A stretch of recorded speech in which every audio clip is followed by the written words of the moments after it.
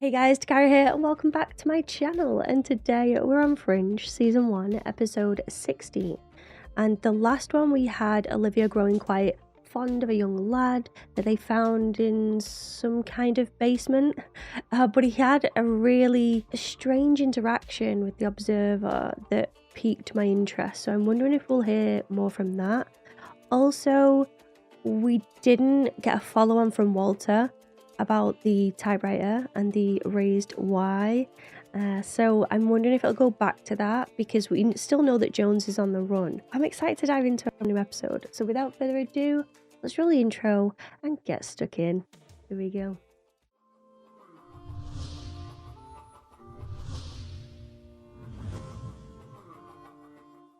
Hello. Hey, it's Peter. Hi, what's wrong? Nothing. I was actually calling for Rachel. Is she there? I can call back later if you guys are in the middle of something. No, she's right here. Oh, this is gonna get real awkward real quick. Are you serious? What is it? She do be jealous, guys. No, Yeah. I don't know that one. I'm not at all distracted by your mother on the phone to my colleague. Monsters aren't real, right? No, sweetheart. I mean, they are. Typically in human form as well.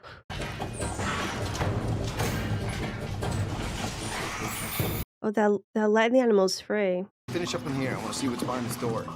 Do you mean behind the door that says caution on the outside? And you're just going to walk right in?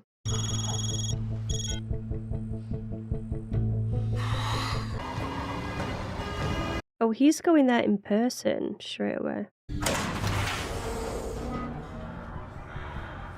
I feel like this guy's going to die because he's a bit of an idiot. I mean, he's moving at a snail's pace, even though he's somewhere he shouldn't be. These animals deserve better. How would you like to be caged up and tortured?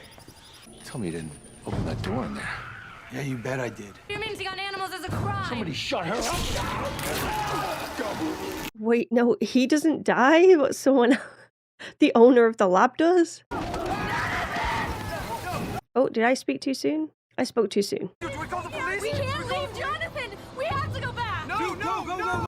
I love how the blokes are like, no.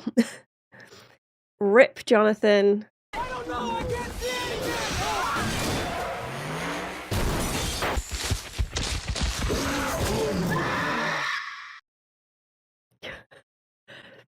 I didn't sign up for a horror show, guys. Peter, no! Walter, we talked about Sharon. You've ruined it. It's an omelet. It's not an omelet. Walter, why is there an ear in the omelet? You live in a society with other people. Hey, What? that was Olivia. Oh, tensions are high. Closer to that eagle, because much, much larger. We're looking for Big Bird. Don't be ridiculous. Perhaps a pterodactyl. Don't be ridiculous. It's not Big Bird. Could be a pterodactyl, though. 4 drinks. 3 bodies. There were 4 people in this group. We're missing a body. Maybe one person was just really thirsty. I sometimes get 2 drinks. Maybe we should go through the student database and see if we can ID any of the victims.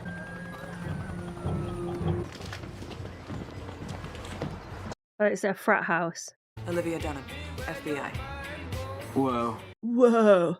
Are you like a real FBI agent? Whoa. That's totally rad, dude. How about some pants? Yeah, I can do that. They're like the largest boxes ever. Jeez, whatever got to him had some pretty nasty claws. Reminds me of a woman I once knew in Cleveland. Walter, these punctures are over 4 inches apart. I bet he had the most interesting history. Especially in his 20s. Walter, have you got any idea what kind of animal would be in a lab that could do this? I'd say 2 or 3 different ones, actually. Maybe some kind of Frankenstein type animal? Monster must be housewife for a raccoon. Nah, you guys are getting eaten. You're gonna need a bigger net. Any leads on the 4th victim? No. So why are you calling my sister? You called Rachel last night. There we go. So you two are friends now. Does that bother you? No. Liar. That was a lie, my friends. It does bother her. I'm not saying in like an overly negative way, but it's definitely unnerving to her for sure. Good heavens. Astrid, Charlie just called. Don't hide this, Walter. Olivia, be careful. Because oh no, Walter.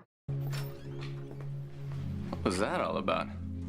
See, Peter notices these small details. Like he's very empathetic. He can pick up on these signals.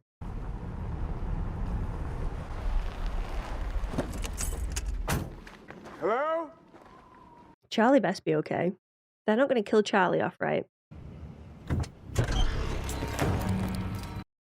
Sweet Jesus. The wounds are horrific. You got a bigger gun? It's going to make me jump in it. Don't lunge at him, please.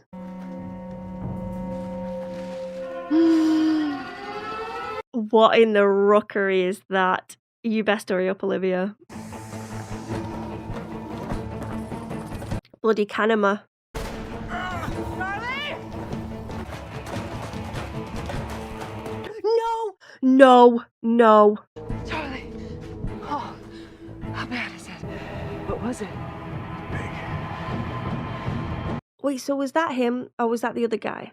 What the heck is that? Put the stinger in here, please. Oh, it's a stinger. The metasoma, the tail, was it segmented like a scorpion? I didn't get a good look at it. Yep. Are you okay? Did you take something? Psychedelics? No, not since Thursday, no. No, that was Thursday, Peter. I believe we may be dealing with a transgenic species. Are you okay? No, actually, we're 3 days behind on a deadline. I mean, he looks like he's had no sleep. Genetically altered? Do you do any of that sort of work here? We only test products. And what's more, there was no break-in. You're lying to an FBI agent. Can I concentrate when you're running around? Walter, are you talking to me? No, just thinking out loud. You knew that this was connected to your work, and you knew you had information that could help us, but you kept it to yourself. Someone else must have finished my work. Who, Walter? Did that just move? Kelvin Genetics. We were doing classified work. That just moved. Hello, guys? Do you remember anybody specific? No? Guys, his body is moving. They're still alive. Quick, unzip it, then we'll be suffocating. We must collect them, Peter. Petri did. Walter, how is this even possible? Stinger. I couldn't even laugh at that joke then. We nearly needed 3 buckets. You mean it plants the eggs when it stings you? Charlie. Oh God, Charlie. Or Charlie. If you're not a commoner like me. Charlie. Well, baby, that's why you married me. Why? So I can protect you. Oh, he's a married man. And who's gonna protect you? I told you, it's just a scrape. I recognize her. She played like a nutty woman that was like blackmailing someone with her kid. What show was that? Enough with the suspense. What is it exactly that we're looking for? I mean, he does look really pale. I think you may be carrying its offspring. You trying to tell me that I'm pregnant? Congratulations. You're gonna be a father. Or, I guess, a mother. So what do we do now? I don't know. I've already spread throughout his system. Jesus. There's got to be something that you can do, all right? We cannot let this man die. Don't you think I know that, Peter? Give the man some room. Some trichloramide. What are you gonna do? Poison them. So he's gonna poison them and hopefully not Charlie in the process. Yeah, exactly. No. It's a no from me. Firm no. This is what I was able to get the Army to declassify on Kelvin Genetics. 5 lab assistants work there with Dr. Bishop and William Bell. The name drop of William Bell, yet again. Still not seeing the guy. You have to transfuse Charlie with the creature's blood. Mix the mother's blood in with his own. How the hell are you gonna get his blood?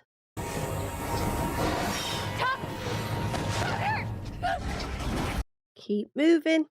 Could be anywhere. Walter, it's okay. We're making progress. No, it's not okay. You tell Agent Francis it's okay.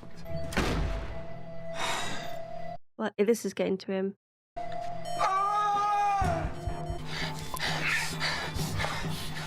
Oh god.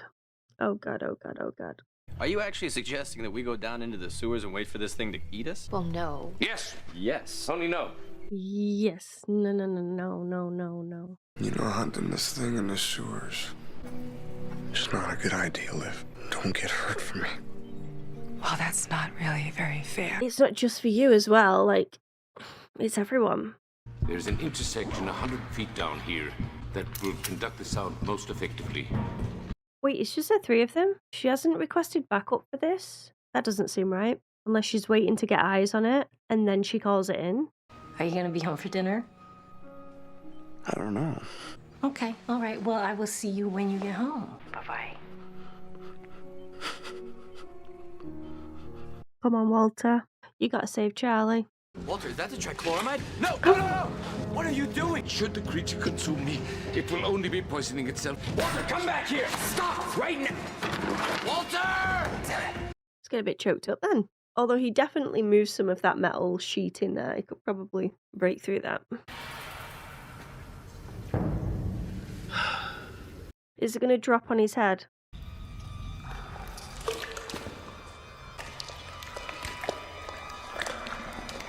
It's above you.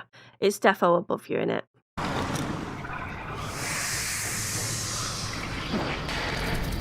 It does look like a canema. Walter!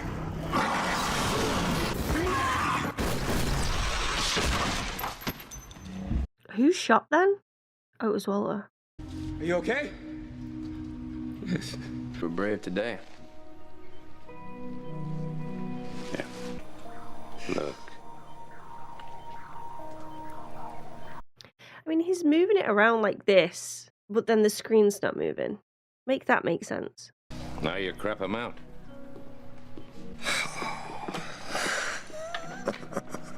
Now he can relax and smile. Everything's going to be fine.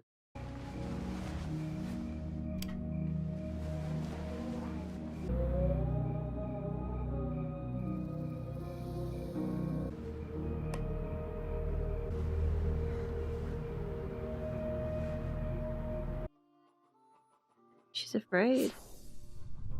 Another one down. It still didn't link back to the parts that I mentioned in the intro. I still enjoyed this episode, more so because of the small moments between our core cast. Let's start with the Olivia Peter stuff. So he calls her sister. She's very clearly unnerved by it as well. So much so that she brings it up to Peter directly. So I think that's a good sign, because rather than bottling it up or whatever, she's had the confidence enough to talk to Peter directly. So that to me shows that their friendship it's more than just colleagues. Yeah. And then Peter's reaction was quite telling as well. So he smiles and says, "Does that bother you?" and waits for her reaction there.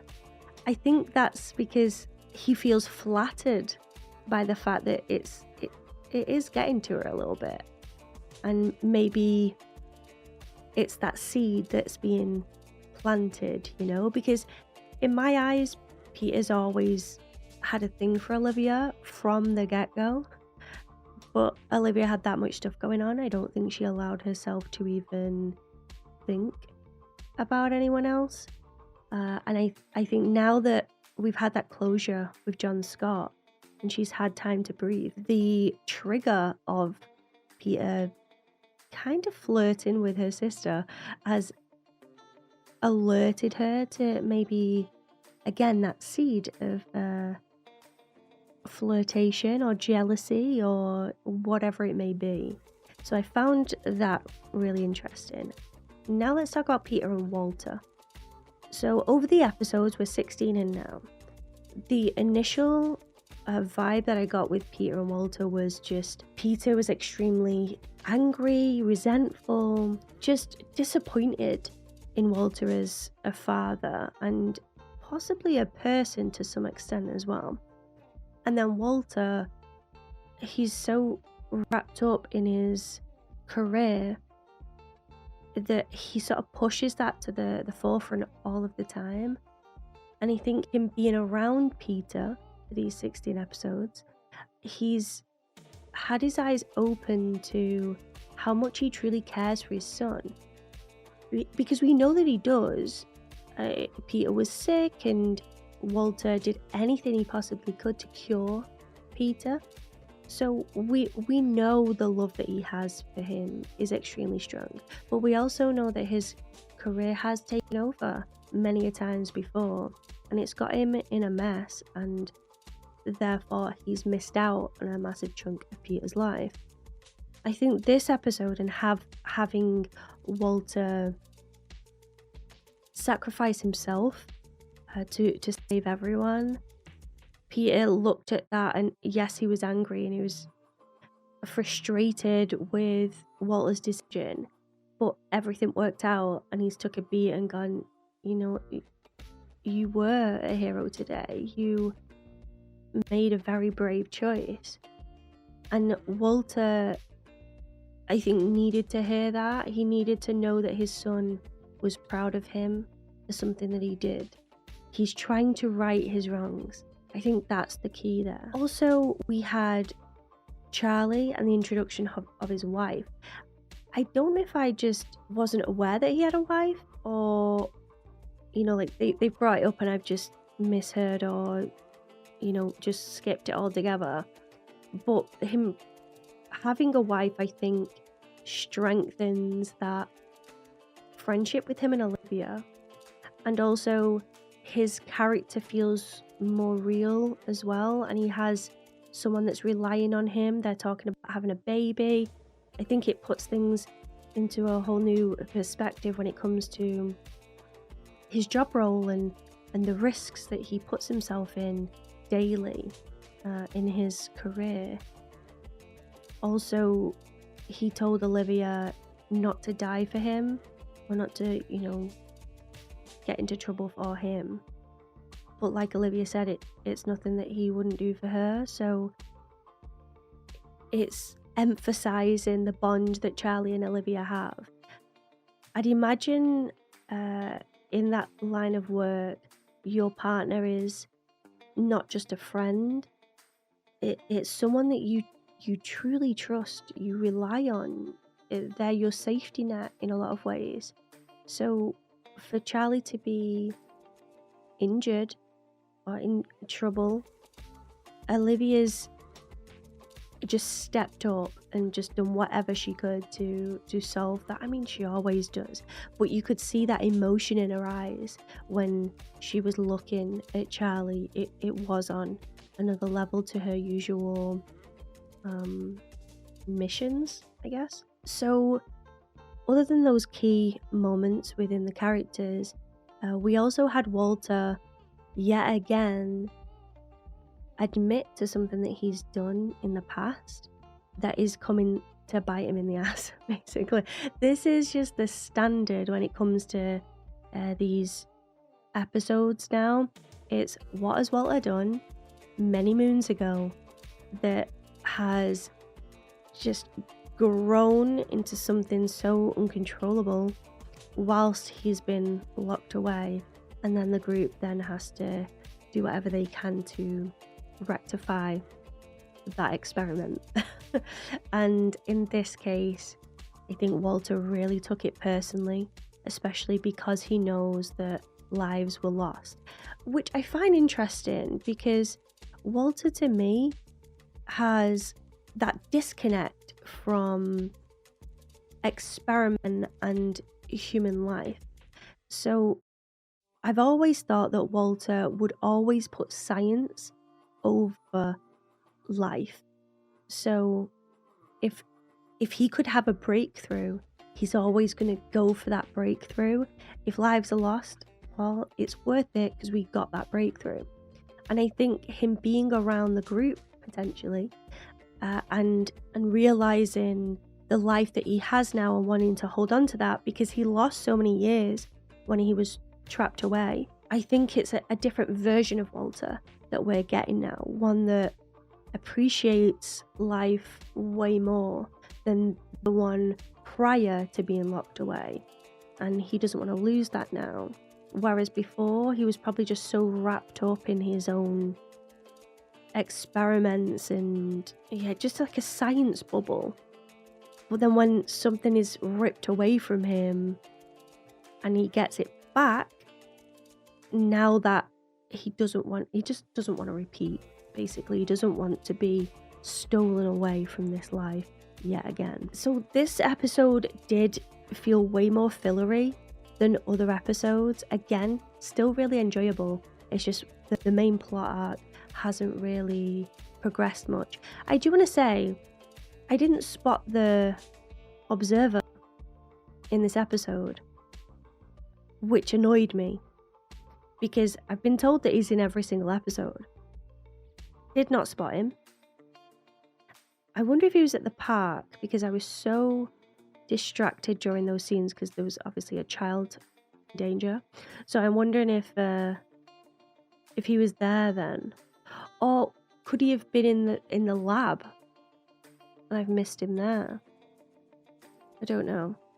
Someone let me know in the comments if you saw him. Obviously I'm going to be editing this, so I'll probably find him during that time, but I would love if I could find the observer in every single one. Okay, I'm going to leave it there. I want to thank you all for watching this reaction. I really hope you enjoyed it. If you did, give this video a like. Lets me know that you enjoyed it. And maybe subscribe if you could be so kind. But as always, there's no pressure here. I would just love to have you. A massive shout out to all of my members and a special one to my sponsors in the Market Chain tier. Thank you so much for all that you do, guys.